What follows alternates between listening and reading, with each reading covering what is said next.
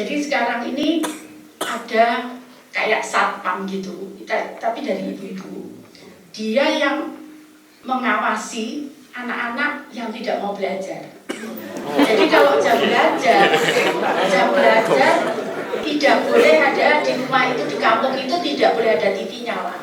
Berhubung tanggal 21 April itu hari Kartini, gue mau ya sedikit berbagi tentang sosok yang menginspirasi gue gitu. Sebenarnya kalian semua juga pasti tahu siapa dia. Namanya Ibu Tri Risma Harani, wali kota Surabaya. Kenapa dia sangat menginspirasi gue? Waktu itu sebenarnya Ibu Risma ini sempat datang ke Hamburg untuk share ke kita nih warga Indonesia yang ada di Hamburg gitu tentang perkembangan kota Surabaya selama masa jabatannya dia gitu. Gue sih tahu ya dari sebelum dia datang tuh gue udah tahu pokoknya si Ibu Risma ini membawa dampak yang positif banget untuk kota Surabaya gitu. Banyak beritanya di sosmed juga banyak di share lah. Jadi si Ibu Risma ini memang sarjana arsitek di ITS dan dia juga sempat mendapat gelar kehormatan doktor honoris causa dari ITS dalam bidang manajemen pembangunan kota, jurusan arsitektur, fakultas teknik sipil dan perencanaan. Terus kalau misalnya kita lihat karirnya dari tahun 97, dia tuh udah ada di pemerintahan gitu. Jadi kepala seksi tata ruang dan tata guna tanah Badan Perencanaan Pembangunan Kota Surabaya. Habis itu sempat jadi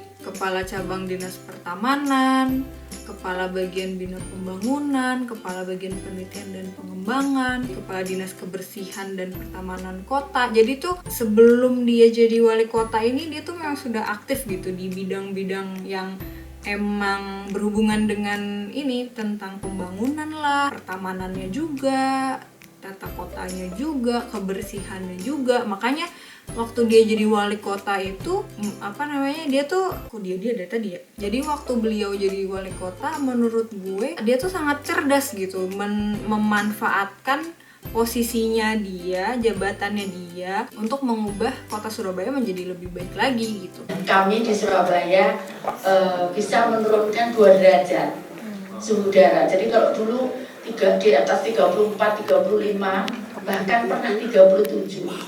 Tapi sekarang relatif hanya 31, 32. Bahkan sering saya lihat itu sekarang lebih rendah dibandingkan Jakarta. Jadi saya sudah bisa ngalahkan Jakarta dari sisi suhu udara. Nah, saya bangun lapangan ini. Ini tahun 2015, itu saya bangun 100 lapangan lebih. Terutama di pinggir kota yang lahannya luas, itu ada taman, ada ini. Terus kemudian ada sentra PKL, dan seluruh taman Surabaya itu free wifi. Wow. Terus yang gue suka juga dari Ibu Risma, dia tuh orangnya humoris banget gitu. Waktu itu acaranya malam-malam, kelihatan juga kalau mungkin Ibu Rismanya masih jet lag ya. Tapi dia tuh masih kelihatan dia senang aja mempresentasikan hasil kerjanya dia gitu. Dan gak kaku sama sekali gitu. Jadi ada bercanda-bercandanya, itu sih yang gue suka dari beliau.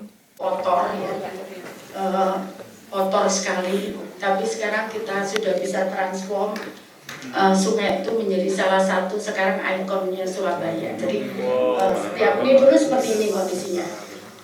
Dulu seperti ini, nah sekarang kita lihat. Menurut gue memang masih menjadi sampai sekarang di mana-mana itu kayak problem gitu ya. Sungai kotor karena banyak sampah, banyak orang yang buang sampah sembarangan gitu. Nah ini taman di samping Kalimas persis, depannya JMP. Ini kita jangan sekarang. Jadi ini saya sebut juga Memorial Park, di mana kita ada pasang bambu runcing di sini dulu. Jenderal Malabi tertembak di sini. Terus saking bagusnya sungai ini sekarang katanya sampai ini ada dibikin kayak klub mendayung, katanya anak-anaknya sampai ikutan kejuaraan dan juara gitu. Ini juga tiap sore dipakai anak-anak lagi yang dayung. Ini sudah kita kemarin waktu SEA Games anak-anak ini dapatkan medali emas. Nah ini dulu keputraan seperti ini, yang ingat keputraan sekarang udah bersih, jadi jangan cari ke pasar keputraan lagi. Udah nggak Nah ini di seberangnya keputaran Jalan Irian Barat yang terkenal itu. Sekarang saya buat untuk climbing. Jadi anak-anak kecil latihan di situ. Ini untuk anak-anak kecil ada 2. Satu untuk anak kecil-kecil, nah biar nggak takut jatuh kita kasih matras. Terus ada trainernya gitu. Nah kita buat bumbung ini. Jadi kenapa Surabaya sekarang udah nggak banjir? Jadi yang dulu tahu Surabaya hampir 50% banjir karena seperti Belanda. Kalau dulu tertulis di di stasiun itu +5, jadi Surabaya permukaannya di atas 5 meter di atas permukaan laut. Sekarang ini sudah minus, sudah seperti Belanda udah. Jadi sudah di bawah Surabaya itu. Tapi kita relatif bisa nangani. Sudah saya tes berapa kali hujan deras. Kemarin udah saya tidur nyenyak sekarang. Dulu nggak pernah bisa tidur. Nah ini berikutnya ada agak ke selatan dikit ada taman namanya Taman Tua. Itu juga persis di tepi Sungai Kalimas terus. Nah ini Taman Prestasi, ini Kalimas, ini Taman Prestasi.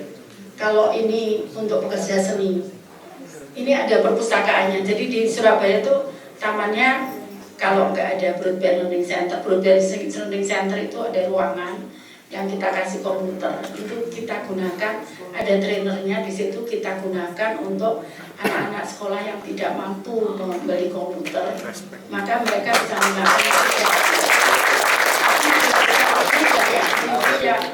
jualan online. Jadi ibu juga minta. Jadi di beberapa tempat itu yang justru minta saya bangunkan Broadband Learning Center itu ibu-ibu mau dibikinkan itu gitu. Ya jadi selama gue ngerekam video, tadinya tuh sebenarnya gue cuma pengen ngerekam yang footage-nya aja gitu loh, tapi ternyata semenarik itu gitu presentasinya sampai kayak Enda gue banyak banget ngerekam gitu. Dan selama gue ngerekam ini pokoknya kayak cuma tepuk tangan doang gitu lah, saking amaze-nya kita sama hasil kerjanya beliau. Yang menurut gue menarik dari sharing yang waktu itu Ibu Risma kasih ke kita tuh, dia gak cuma menata kotanya tapi juga menata manusia di dalamnya gitu. Gak tahu ya, mungkin idenya pasti nggak dari Ibu Risma doang ya, tapi maksud gue di pemerintahannya beliau ini banyak kegiatan gitu masyarakatnya, jadi nggak dibiarin nganggur terus mereka menjadi kayak melakukan hal yang enggak gitu. Nah kemudian saya ajak ke kampung-kampung di Surabaya. Jadi kenapa salah satunya transformnya adalah saya merubah kampung-kampung itu sekarang menjadi kampung-kampung wisata. Nah ini juga nih part yang paling gue suka. Nah, gue nggak kepikiran sih sampai situ gitu, sampai kalau misalnya kampung menjadi rapih gitu-gitu, itu menurut gue juga udah hebat banget gitu. Tapi beliau bikin si kampung-kampung ini jadi ada tema-temanya, itu menurut gue cerdas sih. Kan kampung-kampung di Surabaya seperti ini. Jadi mereka merubah sendiri. Ini mereka gambarnya sendiri, kurang kerjaan, kadang nggak tidur loh mereka. Kurang kerjaan. Kadang kan ini loh, itu sampai nggak tidur. Kemudian semua mau datang gitu, mereka ngecat ini satu dicat warnanya beda-beda. Nah kemudian di kampung-kampung itu kita siapkan fasilitas ini dibantu UCLD kemarin. Nah seperti ini sekarang ada, kita di kampung-kampung itu kita berikan ada kursus matematika, ada kursus, kita ngomongnya rumah matematika. Kami juga punya rumah bahasa, jadi ada di rumah bahasa itu ada 11 bahasa yang diajarkan untuk seluruh warga Surabaya gratis. Di kampung-kampung ini anak-anak belajar menari, latihan bela diri, itu ada trainernya, sehingga biar nggak nakal. Nah kemudian terus. Nah kampung seperti ini, kampung-kampung di Surabaya ini sekarang saya tingkatkan jadi kampung pendidikan. Tadi untuk merubah image itu, setelah mereka bersih makanya saya naikkan grade-nya, warga saya ajak. Jadi sekarang ini ada kayak satpam gitu, tapi dari ibu-ibu. Dia yang mengawasi anak-anak yang tidak mau belajar. Jadi kalau jam belajar tidak boleh ada di rumah itu, di kampung itu tidak boleh ada TV nyala. Ibu ini polisinya. Jadi gantian ya. Ya, itu jaga mereka. Jadi tidak boleh. Mereka akan diberikan sanksi oleh mereka sendiri. Saya nggak memberikan sanksi, tapi mereka sendiri menyepakati ada sanksinya. Jam 10 malam Satpol PP saya jalan. Itu lihat di tempat-tempat itu biasa di taman biasanya, terus di tempat-tempat anak-anak biasa nongkrong, kita tangkap. Kalau itu jam belajar. Tapi kalau Sabtu malam Minggu saya kasih free sampai jam 12 malam. Tapi setelah jam 1 saya tangkap lagi. Begini, mereka punya sendiri program-program. Nah, ini ibu-ibu yang jaga tadi. Dia pakai handphonenya untuk mantau. Jadi ada CCTV di kampungnya. Luar biasa. Nah, yang ini kampung favorit gue nih. Nah, ini warga ini sudah mengelola sampah. Jadi memisahkan sampah dan mengelola sampah.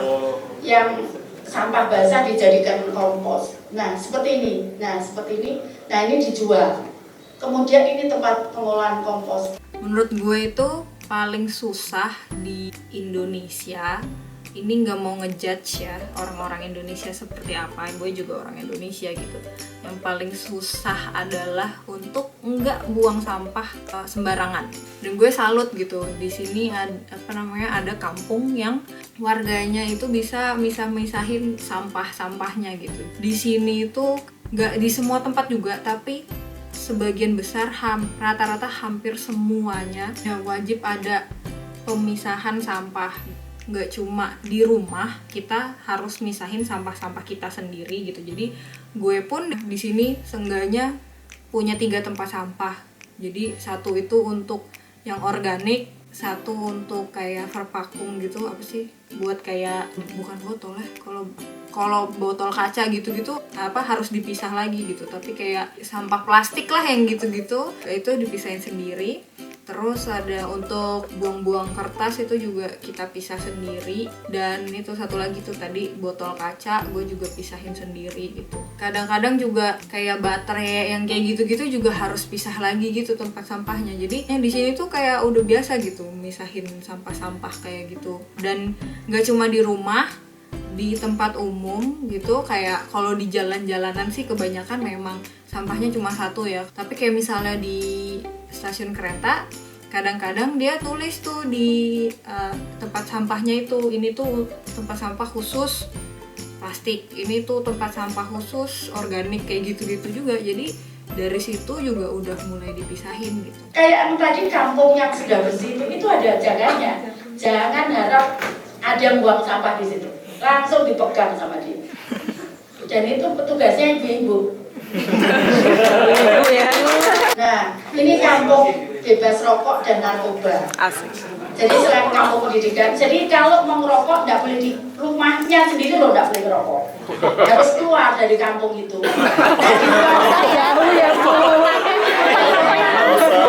Harus ke kampung orang. Nyepakati sendiri. Mereka nyepakati sendiri. Saya juga nggak berani ngatur sedalam itu. Nanti kena HAM saya. Tapi mereka nyepakati sendiri, nggak apa-apa, Bu Risma, enak. Betul, bersih sekali udaranya kalau masuk di situ. Jadi kalau mau ngerokok harus dia jalan dulu keluar, disiapin tempat untuk rokok ini. Di situ ada tempat duduk-duduknya, bapak-bapaknya ngerokok di situ di luar. Dan menurut gue juga kayaknya spesialnya dari Ibu Risma ini karena kalau cewek itu kadang-kadang lebih telaten ya gitu ya. Jadi kelihatan gitu dia sampai hal yang kecil-kecil gitu dia perhatiin juga. Musim kemarau mendekati musim hujan, itu semua keluar bunga. Dan kalau bulan November, kalau sudah hujan pertama kedua, di Surabaya itu jutaan kupu-kupu, Pak. Itu di tengah kota, jutaan kupu-kupu itu banyak. Dan warnanya enggak hitam, katanya kalau warnanya hitam itu polusi ya. Itu enggak, jadi warnanya kuning, orange kayak gitu. Kalau tingkat Asia Pasifik, tiap tahun kita dapat penghargaan penggunaan sistem elektronik. Jadi semua layanan di Surabaya itu semua menggunakan elektronik. Boleh dicek, nanti kalau mau ngurus akte kelahiran putranya bisa pakai handphone, nggak perlu datang. Tapi kalau yang satu ini izin siup, kemudian mau bikin usaha restoran, surat keterangan rencana kota, semua bisa pakai mobile apps. Tapi untuk yang lain, kalau yang ini kecuali akte kelahiran dan akte kematian itu karena harus menggunakan kertas apa yang ada security-nya, sehingga kami kirimnya pakai pos karena harus kami yang nyetak. Tapi kalau yang lain ini semua bisa dicetak sendiri. Untuk kasihnya ada barcode-nya yang membedakan nanti satu dengan yang lainnya. Jadi semua layanan kami perizinan termasuk kalau mau daftar ke rumah sakit itu cukup lewat handphone atau kalau nggak punya itu bisa kita punya namanya e-kios. Di e-kios itu bisa daftar sekolah, kemudian ajukan izin, kemudian mau daftar antri di rumah sakit bisa pakai itu. Dan semua dokumennya semua elektronik, jadi nggak ada lagi resep pakai itu kertas sama medical recordnya nggak ada kertasnya. Semua masuk ke apotek semua pakai online. Jadi kadang orangnya belum datang obatnya udah jadi. Nih yang menurut gue menarik, kalau di sini medical record kalau di rumah sakit besar gitu juga sudah online semuanya, kita punya sistem sendiri namanya Swarian. Kalau di UKE ya, kalau tempat lain nggak tahu. Tapi kalau misalnya praktek dokter itu walaupun juga kita punya program untuk database pasien gitu-gitu, tapi kadang-kadang kita juga masih punya yang tertulisnya kayak misalnya untuk obat gitu dan segala macam masih pakai resep sih. Itu pendidikan gratis, sekolah gratis, terus kemudian kesehatan gratis, sampai TK sampai SMA. Nah, ini kan 24 jam mobil jenazah dan mobil ambulans gratis. Kemudian ujiannya semua menggunakan online. Saya bukan gaya-gayaan, tapi itu ngajarkan untuk anak Surabaya. Mereka sudah nggak ada. Saya dulu kalau ujian bingung, ini anak-anak nanti ada isu bocoran aja, waduh bingung cari. Tapi sekarang nggak bisa, karena 50 anak 50 soal.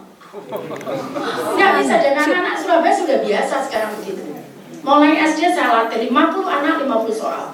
Itu semua saya desain, begitu. Jadi kenapa? Supaya mereka nggak berpikir macam ya sudah kalau mau belajar, bukan mencontek dan bukan cari bocoran. Itu saya ajarkan mereka. Kita satu-satunya di Indonesia. Nah kemudian berikutnya saya bongkar semua sekolah impres. Saya buat 3 lantai supaya anak-anak punya space untuk olahraga. Nah kemudian, seperti ini. Nah, ini di desa sekali nih, di pinggiran. Nah, suatu saat saya datang ke situ. Sudah selesai. Saya mau, ini sendalnya ngapain di sini? Oh, Bu, itu ada pondok Ramadan. Oke. Saya pikir dia duduk di bawah. Loh, kok ini ada di sini? Ya Bu, sayang Bu, ini bersih. Jadi sepatunya ditopat. Jadi, aduh lucu apa ya. Sekarang sekolahnya seperti ini. Saya bongkar total, kemudian saya bangun. Anjir. Seperti itu. Ya. Mungkin untuk sebagian orang cerita Ibu Risma berikut ini agak apa ya? Sosialisasi dan latih mereka untuk mereka transform ke pekerjaan yang lain. Bapak Ibu tahu, tadi saya cerita lokalisasi di Surabaya itu ada 6. Jadi bukan doli aja. Saya nutup 5 nggak ribut, begitu nutup doli ribut. Ya. Ini PSK loh, usianya 62 tahun. Gak usah tanya. Waktu tanya itu saya mau pingsan. Jadi dia marah waktu itu, dia mengata-ngatai saya. Kenapa pemerintah bohong, katanya saya mau dikasih modal. Sekarang ini saya keluar dari situ, saya utang di rentenir. Oke, besok saya datang ke sana. Terus habis itu berapa Bu modal ini, berapa utang ini? Oke, total sekitar 8 juta. Oke Bu, saya kasih. Terus habis itu, Bu, saya tanya, Bu, saya bertanya sama.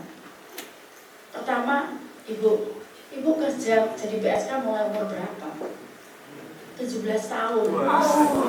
Jadi 62 tahun. Jadi berapa tahun dia kerja dari PSK? Loh, kemana uangnya Ibu itu? Saya bilang, kok Ibu sudah gini nggak punya uang sama sekali, bahkan mau usaha utang di rentenir? Saya tanya gitu. Nggak bisa jawab dia. Terus yang kedua saya tanya, mohon maaf ya Bu ya, mohon maaf sama Ibu kok 62 tahun kok masih jadi PSK, terus siapa yang mau? Bapak Ibu tahu enggak siapa? Pelanggannya itu anak-anak SD. Karena kalau anak SD dibayar 1.000 mau, 2.000 mau, katanya dia. Ada rahasia, saya nggak bisa buka di sini. Kenapa saya merasa bahwa saya benar gitu, menutup itu. Jadi di situ tuh ternyata ada kepercayaan para PSK itu benar diakui oleh warga di situ. Warga di situ digoda semua. Kenapa? Warga PSK itu punya kepercayaan. Jadi kalau dia melakukan itu dengan anak yang menurut dia masih berbakat, maka dia akan seperti gadis lagi. Dan yang terjadi anak-anak ini digoda, bahkan dibayari. Jadi anak-anak di situ semua sudah ketagihan. Bahkan saya punya anak 8 tahun sudah seks edit. Saya nemukan anak 11 tahun sudah seks edit. Sekarang saya masukkan di shelter. Nah kemudian sekarang ini kita beli Wisma ini, sekarang jadi ini Wisma Barbara ini kita beli 6 lantai. Dan memang dia tuh pemiliknya itu punya usaha di Jakarta, punya usaha di Denpasar, punya usaha di Batam. Jadi kalau pindah ke sana bukan doli karena ditutup, ya dia punya usaha di sana memang. Jadi bukan itu, bukan orang Surabaya. Nah sekarang jadi ini, jadi tempat ini kemarin saya baca lainnya laporannya camat. Dia setiap minggu terima pesanan dari hotel untuk sendal hotel itu 1.000. Ini jahit sepatu sama sendal. Kemudian ada broadband learning center. Nah ini kita buat ini. Ini kamar hunian, ini yang sekarang lagi kita bongkar untuk kita jadikan tempat yang lain. Nah perubahannya sekarang ini Wisma dulu. Jadi ada ini. Ini 2 hari setelah saya tutup ditemukan sabu-sabu 8 kilo. Ini orang-orang satpol PP yang sana, orang sana. Jadi dulu ada bagian marketing, ada bagian security, itu sekarang saya jadikan satpol. Ada yang petugas mobil jenazah, saya sampaikan terus. Nah ini produk mereka. Sekarang nggak ada orang nganggur di situ, karena badeknya luar biasa juga. Kalau yang lain itu harganya 300, 400, paling mahal 600. Doli itu bisa nembus 1 juta sampai 2 juta, saking bagusnya. Dan mereka desain sendiri.